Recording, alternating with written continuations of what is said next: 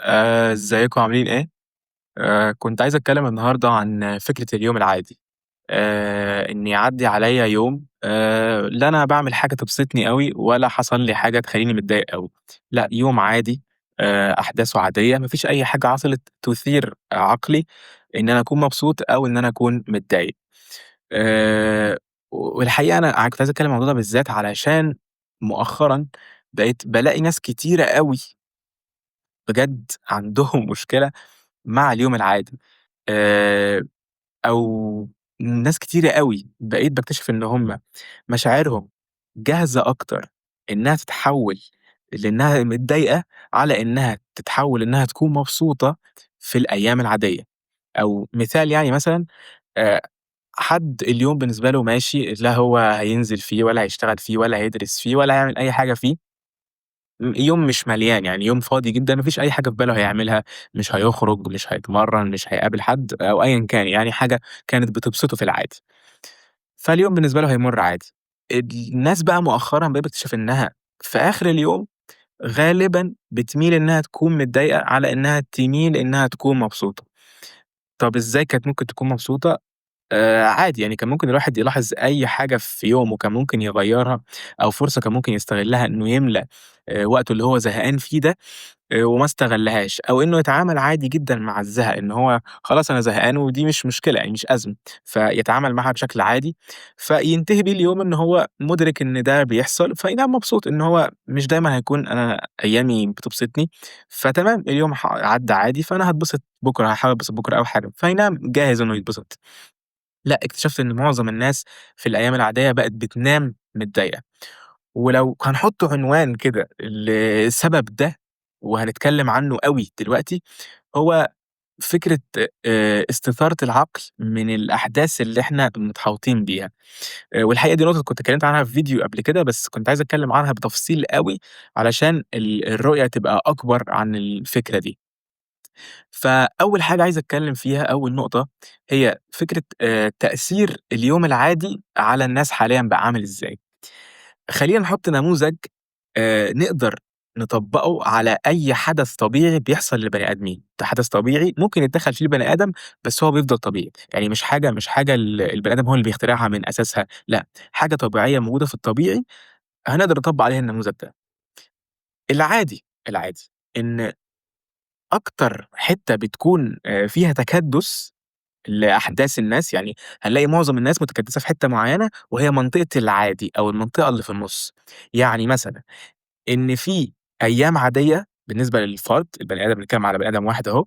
الأيام العادية اللي هتمُر عليه هتكون هي أكتر عدد أيام، والأيام اللي بتبسطه جدًا، في حاجات تبسطه جدًا بتكون أيام قليلة، والأيام اللي تكون في حاجات تضايقه جدًا بتكون أيام قليلة. ده التقسيمة العادية، ونقدر نحط التقسيمة دي أو يعني نطبّق النموذج ده على أي حاجة طبيعية بتحصل للإنسان، يعني وليكن حاجة زي درجات الحرارة مثلًا، مع إنها برضه الإنسان دلوقتي بيتدخّل فيها من التلوث والحاجات اللي بتحصل دي، بس هي برضه نوعًا ما مايلة للطبيعي، يعني مثلًا معظم المناطق في العالم مايلة ناحية درجات حرارة معيّنة، معظم الناس متكتّلة في الجزء اللي في النُص، الناس اللي عندها برودة كبيرة جدًا في منطقة أقل، والناس اللي عندها حرارة عالية جدًا برضه في منطقة قليلة، بس الحتّة اللي في النُص هي فيها أكبر عدد من الناس، فدي التقسيمة العادية، فالطبيعي إن الواحد هيمُر أكتر أيام حياته بأيام عادية، هيتبسط بمقدار قليل، ينبسط أوي بمقدار قليل، وهيتضايق أوي بمقدار قليل، ويمكن يكون دي قد دي، بس الواضح بالنسبة لي أوي إن الحتّة العادية اللي في النُص أو زي ما بيقولوا المنطقة الرمادية، هي أكتر حتّة فيها تكدُّس، سواء بنتكلم على بني آدمين أو أحداث أو حرارة أو أيًا كان. فدلوقتي البني آدم اللي إحنا بنتكلم عليه مؤخرًا، اللي هو بالتطوّر اللي إحنا بقينا بنتطوّره دلوقتي، البني آدم ده في الأيام القليلة اللي هي بتبسطه أوي ده بيتبسط، وفي الأيام العادية، وفي الأيام اللي بتضايقه جدًا بقى بيتضايق. فلو إحنا كنا بنتكلم على إنه 50% من أيامه عادية، و25% أيام بيتبسط فيها، و25% أيام بيتضايق فيها جدًا، بنتكلم على إن البني آدم ده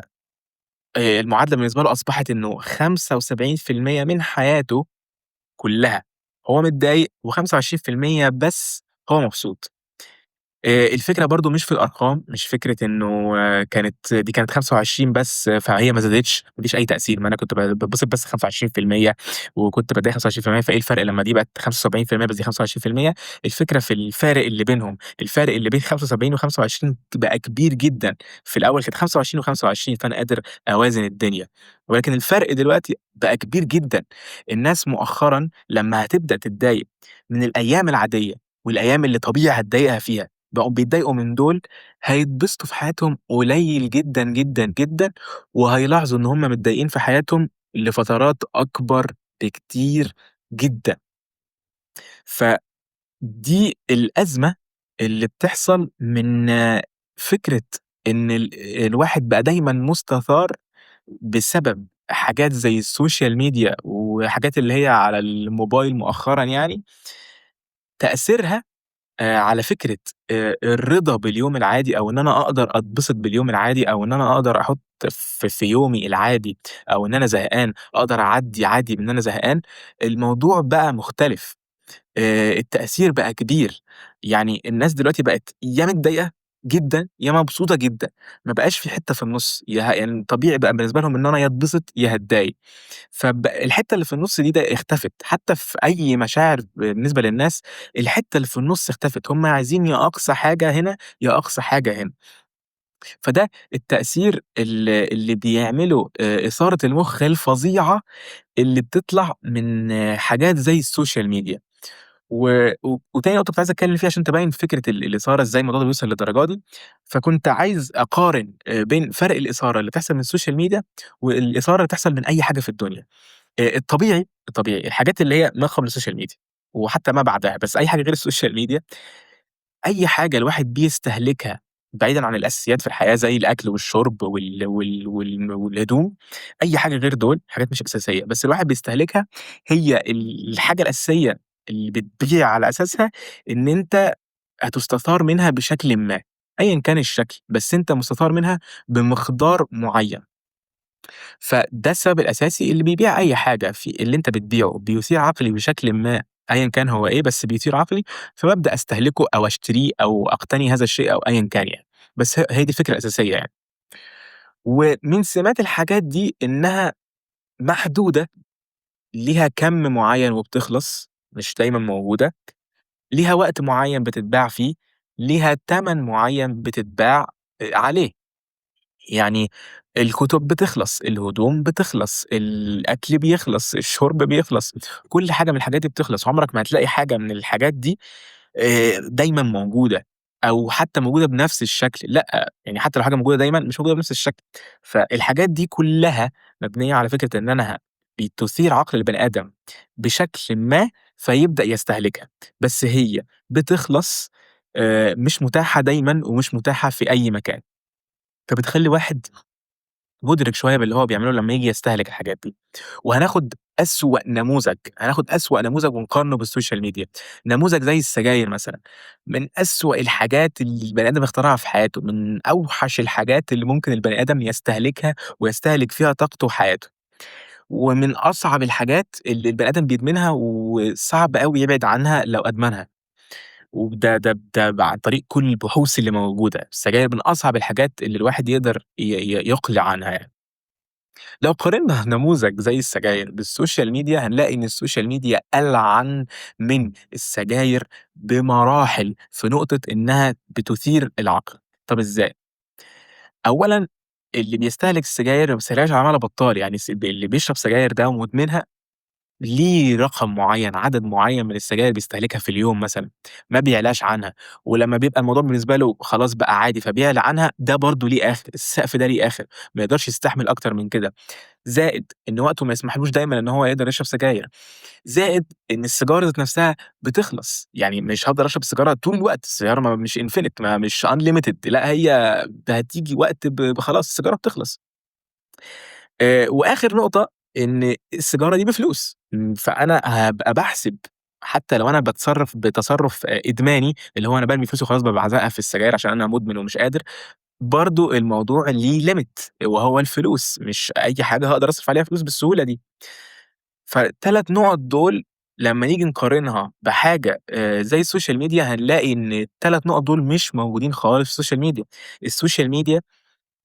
أي حد دلوقتي معاه موبايل، وأي حد دلوقتي عنده إنترنت يقدر يفتح أي حاجة في السوشيال ميديا، فما فيش أي حدود عندي، أنا ممكن أشوف أي حاجة عن أي حد، في أي وقت، في أي مكان، من غير ما يكون ليها وقت محدد يربطني بيه ما بتخلصش. أنا ممكن أفضل أقلِّب في السوشيال ميديا إلى ما لا نهاية حرفيًا، ما لهاش آخر، ما لهاش نهاية، تفضل تقلِّب وتشوف محتوى، في محتوى، في التاني، في التاني، بشتى أنواع المحتويات مش هتخلص. فهنا بتكون الأزمة، هنا بتكون الأزمة الكبيرة، إنه حاجة مُضرة جدًا والناس كلّها مُعترفة بضررها حتى اللي بيستهلكوها، وهي السجاير، لا تُضاهي الكَم الإثارة اللي السوشيال ميديا بتعمله لدماغك. الموضوع فعلًا مش بسيط، لمّا تبُص للموضوع بالشكل ده، بجد بتفكير عميق شوية والله مش عميق خالص، حتى بتفكير بسيط لمدة 3، 4، 5 دقايق، الموضوع فعلًا كبير. حاجة زي السجاير اللي البني آدم بيشوفها هي صعبة وبتعمل أزمات وأمراض وبتاع، الإثارة اللي هي بتأثّرها في البني آدم آآ يعني يا قريّبة من حوار السوشيال ميديا، يا أقل منّه كمان، فدي حاجة تخلّي الواحد يتعجّب، الحاجة دي السوشيال ميديا دي مؤثّرة على البني آدم بشكل مش طبيعي. والموضوع الإثارة ده إنها بتثير عقلك ده لو أنت شايف إن هي حاجة بسيطة فهي مش حاجة بسيطة خالص، هي الواحد مش يعني مُخ البني آدم مش بيستقبل المعلومات بالشكل ده، مش إنه ده فيديو أخبار وده فيديو عن الفنان مش عارف مين والّا المغني مش عارف مين، ما بيستقبلوش كده، هو بيستقبله إن في هرمونات بتتفرز، فكيماويات بتطلع، فمشاعر على طول بتتأثّر بيها، فأنا هابقى متوتر دايمًا، هابقى قلقان دايمًا، أنا دايمًا عايش في الحتّة بتاعة إن عقلي شغال، أنا مستني حاجة، باسمع كتير أوي بين ناس صحابي وناس زمايلي جملة أنا كإني مستني حاجة تحصل بس أنا مش عارف إيه هي، أنا دايمًا بافكّر في حاجة، دايمًا عايز أقوم في حاجة أقوم أعملها، دايمًا مستني حاجة تحصل، إيه هي بس أنا مش عارف. فجُمل زي دي لمّا تسمعها من ناس بتبدأ تدرك إن الموضوع فعلًا مش بسيط، لأ دي حاجة دايمًا مخلّياك متشتت، قلقان، متوتر، من غير ما يكون في أصلًا حاجة في حياتك مخلّياك كده. فالنقطة دي بتبيّن قد إيه الموضوع مشكلة، إثارة العقل دي بسبب السوشيال ميديا مشكلة كبيرة جدًا، وده ياخدنا للنقطة التالتة، إيه الفرق اللي كان بين المدة بتاعة العادي، اللي هو يوم عادي أو فترة عادية زمان قبل موضوع السوشيال ميديا، وبين المدة بتاعة العادي دلوقتي. زمان مثلًا هندّي مثال، زمان لمّا بنتكلم على واحد في الدراسة لسه والّا شاب أيًا كان. فهو مثلًا هنتكلم عن نموذج أسبوع، الأسبوع عنده بيخرج يوم في الأسبوع واحد مع أصحابه، بيتلم مع عيلته يوم واحد في الأسبوع، بيروح النادي يتمرّن والّا يروح الgym أيًا كان يومين في الأسبوع، فكده هو بيستهلك 4 أيام بالأصل 7 أيام في حاجات بتثير عقله جدًا، لإنها بتخلّي الواحد دوبامينه يعلى وهرمونات تانية كتير بتعلى، فتخلّي الواحد عقله مستثار جدًا فمبسوط جدًا. 4 أيام، قصادهم 3 أيام باقيين في الأسبوع من الزهق التام، ما عندوش حاجة يعملها، إحنا بنتكلم على فترة ما قبل السوشيال ميديا، فهو مش هيقدر يمسك الموبايل ويقلِّب فيه يعمل أي حاجة، فهو لو قارنا المدة دي بالمدة دي، هنلاقي إنها 4 أيام قصاد 3 أيام تقريبًا كأنها حاجة متوازنة، يعني الفترة اللي الواحد بيُستثار فيها قد تقريبًا الفترة اللي الواحد بيقعد فيها هادي مع عقله، يقدر يفكّر في حياته، يقدر يخطّط للي هو عايز يعمله، يقدر يخطّط لتغيير هو عايز يعمله، يقدر حتى يقيّم حاجات هو عملها، شايف في نَفْسه نُقط غلط عايز يفكّر مع نَفْسه فيها إزاي يحسّنها، يقدر كمان من كتر الزهق يخترع حاجات أو يلاقي يكتشف حاجات كان ممكن يعملها في وقت زهقه ما كانش شايفها زمان علشان هو كان دايمًا مُشتّت في حاجات. فقدّامه مدة كبيرة يقدر يتعامل فيها بهدوء مع الوقت اللي هو مش زهقان فيه، يعني الموضوع بالنسبة لي ما بقاش بقى عادي قصدي، يعني عادي إن أنا أبقى زهقان لإن قدّامي 3 أيام قصاد 4 أيام تقريبًا قد المدة هي، ف فأنا عادي إن أنا أكون زهقان، فأقدر أتمرّن زي ما أكون أتمرّن إن أنا أسلّي نفسي بنفسي في الأيام اللي أنا زهقان فيها، لإنها بتتكرر كتير ومدتها كبيرة. وأقدر خلالها أحسّن من نَفْسي أو أفكّر في حاجات ما كنتش عارف أفكّر فيها أيام ما أنا كنت مشغول، سواء في خروج، سواء في لمّة عيلة، سواء في تمرين، سواء في شغل، سواء في دراسة، أيًا كان. فدي كانت المدة ساعتها. دلوقتي لو قارنا المدة بتاعة زمان في اللي هو فترة العادي، اللي هو كانت زمان أيام، لو قارناها بدلوقتي، العادي دلوقتي بقى أقل من دقايق في أسبوع كامل، يعني في أسبوع كامل العادي بالنسبة للناس دلوقتي بقى أقل من دقايق، وأنا هنا باتكلم عن العادي اللي هو عقلي مش مستثار فيه، مش اللي هو اليوم العادي بمقاييسنا بقى دلوقتي، لأ، اللي المفروض يكون عادي، اللي هو عقلي مش مستثار فيه، دلوقتي في زماننا ده في الأسبوع ممكن يكون بالنسبة للشخص اللي بيستهلك السوشيال ميديا جدًا دقايق، دقايق، ويمكن في ناس أقل من كده بكتير. ولو جينا نفس المثال، الشخص اللي هو في الأسبوع بيقابل صحابه مرّة، بيخرج مع أهله مرّة، وبيتمرّن مرّتين، ده لو بيعمل كده دلوقتي، يعني 4 أيام قصادهم 3 أيام، ال3 أيام دول هو قاعد زهقان فكريًا بس أنا حاسس إن أنا زهقان، ليه؟ عشان ما باعملش الحاجات اللي أنا باعملها وأنا في الأيام التانية، في ال4 أيام دول، أنا حاسس إن أنا زهقان. بس في الواقع هو ماسك الموبايل أو ماسك أيًا كان السوشيال ميديا اللي هو بيستخدمها على اللي بيستخدمه، بس هو فاتح السوشيال ميديا طول الوقت، أي حاجة بقى، أي حاجة تطلع قدامي هاشوفها، أخبار مش عارف باتفرّج على فيديوهات متخلفة، أي reels أي فيديوهات، أي حاجة من الحاجات دي كلّها هو عمّال يستهلك فيها طول ال3 أيام دول، وبيريّح يا دوب كام دقيقة لمّا هياكل، وفي ناس بتمسك الموبايل وهي لسه بتاكل. وهو بياكل، وهو في الحمام، وهو بيستحمى، وهو مش عارف إيه، وهو بيلبس، فالحاجات اللي هي قليلة أوي دي ما بيستهلكش فيها السوشيال ميديا، غير كده هو دايمًا قاعد قدّام السوشيال ميديا، فده بيخلّي البني آدم مش قادر يتعامل مع اللحظات اللي هو زهقان فيها خالص، لمّا تيجي لي لحظة أنا زهقان فيها مش قادر أتعامل، الناس فعلًا بقت بتتجنن من الزهق والملل، يعني أصلًا من زمان الزهق ده مشكلة صعبة، الزهق ده الشيطان ممكن يتسلل لك فيه ويأثّر على تفكيرك ويحاول يغويك بحاجات فتغلط، فتعصي ربنا، فهو أصلًا الزهق من زمان حاجة صعبة، الزهق دلوقتي بقى أصعب بكتير من زمان، عشان الواحد ما بقاش عنده مُخ يحاول يفكّر في وقت الزهق في حاجة تفيده، ما بقاش الواحد عارف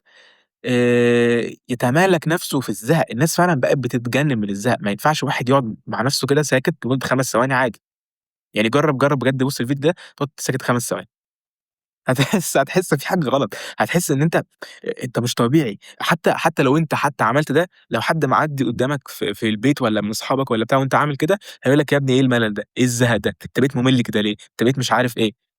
فالناس مش قادرة تتحمّل فكرة إن أنا ما فيش حاجة أعملها، يعني حتى الطبيعي اللي العلماء بيتكلّموا عنه دلوقتي، إنه أنت المفروض وقت الزهق ده مش لازم حتى كُلّه تعمل فيه حاجات، يعني الناس فاكرة إنه إيه، بيبدأوا في ناس أصل في ناس عندها العقلية دي برضه، اللي هو إيه، خلاص أنا زهقان فابدأ أدوّر على حاجات أعملها، هاقرا كتاب، مش عارف إيه، هاتفرّج على مسلسلات، هاتفرّج على فيديوهات، مش عارف كلام من ده. فالناس فاكرة إن أنا لازم دايمًا أعمل حاجة،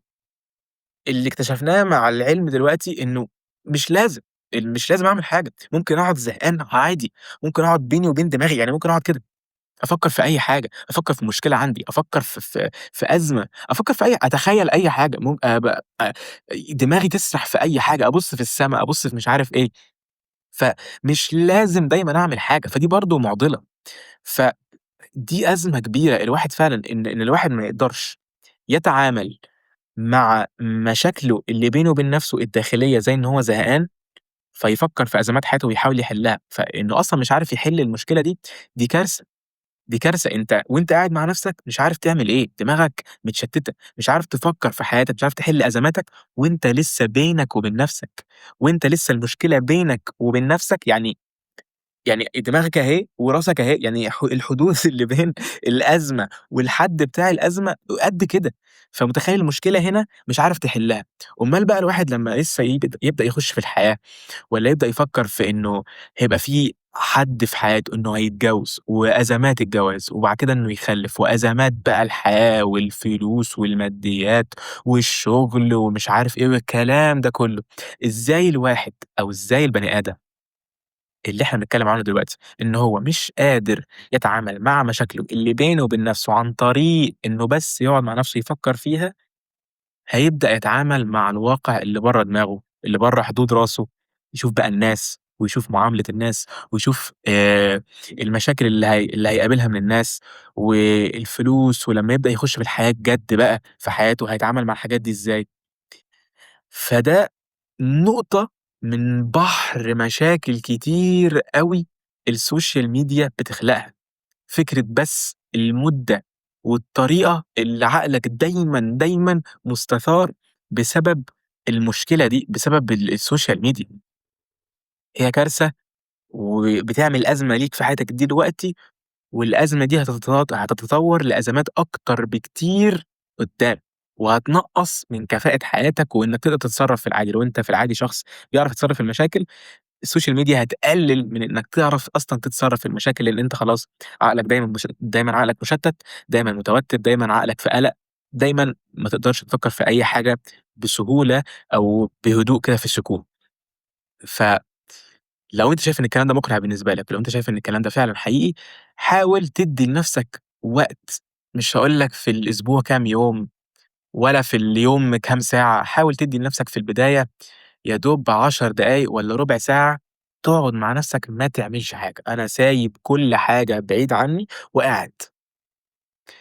هيقول لك ناس تقدر تقول أصل أنا بتيجي لي مشاكل مش باعرف أحلها، ده حقيقي وبيحصل، كل الناس بتمُر بفترات زي دي. عندي مشكلة وفعلًا مش قادر أحلها، اكتبها برّه في أي ورقة والّا في notes الموبايل والّا في أي حاجة واقفل عليها، اقعد هادي. انزل اتمشى، انزل اتمشى مع نفسك 10 دقايق، ربع ساعة، مش باقول لك انزل اقطع 500 كيلو يبقى عداء مش عارف إيه، لأ انزل اتمشى عادي بجد، انزل اتمشى في البيت، اعمل أي حاجة، بس ابعد عن المشتتات دي على قد ما تقدر حتى لو كانوا 5 دقايق، واحدة، واحدة يعني تبدأ تزوّد ده، لإن فعلًا الموضوع مشكلة كبيرة أوي، وتأثيره هيمتد لفترة كبيرة أوي في حياتك، وهتبدأ تدرك المشاكل دي قدّام، وهترجع تقول يا ريتني، لإن الواحد مع الزمن ومع السِن مرونة عقله إنه يتغيّر بتكون أصعب. بس أتمنى أكون فدتكم، وشكرًا.